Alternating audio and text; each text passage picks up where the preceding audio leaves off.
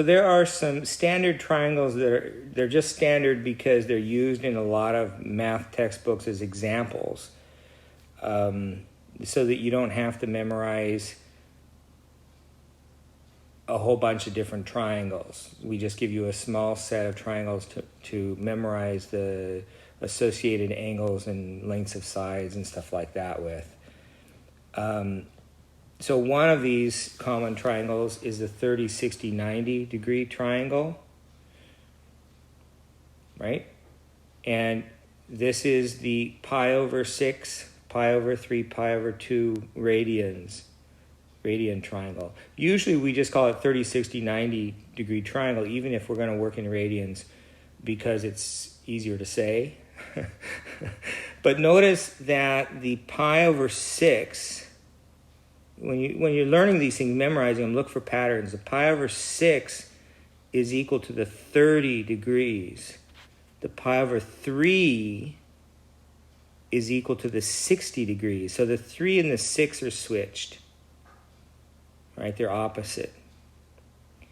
And of course 90 is pi over 2. Remember the unit circle, you're going 1/4 of the way around, which is 1/2 of half the way around. Half the way around the circle is pi, so it's 1/2 of pi, right? So, and we put this little rectangle here, or this little square here, to show, to demonstrate that that's 90 degrees, so that we don't have to write 90 degrees all the time. We just, because it comes up so often, we have this special symbol for it.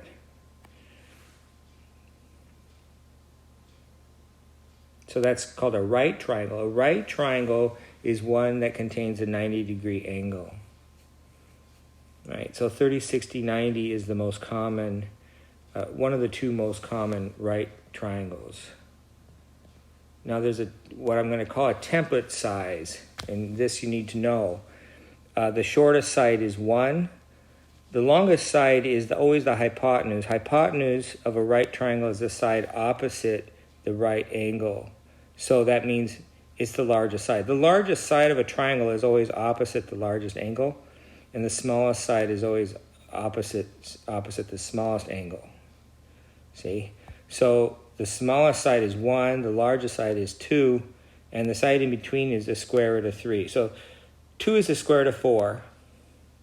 Square root of 4, right? 1 is the square root of 1. And so 3 is between 1 and 4, so it's between...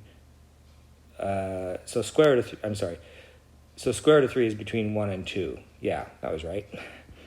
So, and if you're not sure, just put square root of 3 in your calculator. See how big it is. You'll notice it's 1 point something. So that's the medium-sized one. Notice there's that 3 again. See the 3s. It's kind of a running theme. These are all multiples of 3. And it's a square root of 3. But 1 and 2. Now, some people memorize these as 1/2, 1, and square root of 3 over 2. I see no reason to start with fractions. I think it's better. They do that so that this fits on a unit circle. This point here will fit on a unit circle if this is the vertex. But that doesn't really matter. So I would just memorize the integers like this. That's what I recommend. If you already have the other way memorized, that's fine. It's just sometimes you'll have fractions of fractions, which you just have to deal with. This is the other really common triangle that we use for a lot of examples, a 45, 45, 90-degree triangle. And that's a pi over 4, pi over 4, pi over 2, right? And if you forgot that already, look at the previous video, or look at the PDF of this, because you can look at that and this at the same time. This is called an isosceles right triangle. Isosceles means that these two sides are the same length, which is equivalent to these two angles being the same. There's a theorem that says that. So it's a right triangle because of 90 degrees, and isosceles means two of the sides are the same. So they got to be these are called the legs, the ones next to the 90 degrees. The legs have to be the same length because the hypotenuse, of course, is always the longest side in a right triangle. Okay, so you need to know the template size for that as well. I just wrote that out for you. So it's 1, 1. The fact that these two are the same makes it a little bit easier. Notice the 1s again, right? 1, 1, and now it's a square root of 2. think of it as, well, 45 is half of 90. You see the 2's, half, a fourth, multiples of 2 here, right? 2, 2, 2. And so that's a way to remember it's square root of 2 on this one. And the square root of 3 is the one that goes with the things that are thirds, you know? A third, a half of a third, you know, multiple of 3 times 2 there. Or third, 3, right? So pretty easy to remember. That's kind of why we use those. But you need to know this template size. And the reason is because we do what's called similar triangles with this, which is just proportions, like I did the radian to degree conversion. So two triangles with the same interior angles are called similar triangles. The interior angles we assume are positive when we're dealing with triangles. That's a little different from what we just did, right? But the exterior angle, in case you're wondering, what do they mean interior angle? The exterior angle would be if you extend this line out and then measure from here to here. That's the exterior angle. And it's actually the supplementary angle to the interior angle. If you remember what that means. Supplementary angles are angles that add up to 180 degrees, or they add up to pi radians.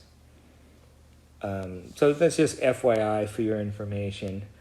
Sometimes you'll just say, it won't say interior angles, but I'm a geometer, so I'm a little pickier about it. There's exterior angles and there's interior angles. The interior angles of a triangle add up to 180 degrees, or pi. The exterior angles add up to 360, or 2 pi. And the cool thing about exterior angles is if I have a four-sided figure, the exterior angles, a closed simple one, well, where none of the sides intersect any of the other sides. So you have 4 sides, so like a square, rectangle, you know, parallelogram, trapezoid, those kinds of things. The exterior angles still add up to 360 degrees. If you have 5 sides, the exterior angles still add up to 360 degrees. So that's why that one's kind of cool. But anyway, yeah. Similar triangles, two triangles with the same interior angles. So if I have two 45, 90 degree angles, in other words, two isosceles right triangles, they're similar.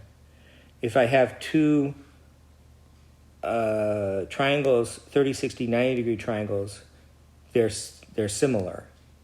They have the same angles, right? So if a triangle is similar to one of these two common triangles, then the corresponding sides are proportional. And that's what that whole similar triangles thing is about. Here I'm just talking about these two triangles just because they're used a lot in examples. So they're proportional. The lengths of the sides are proportional.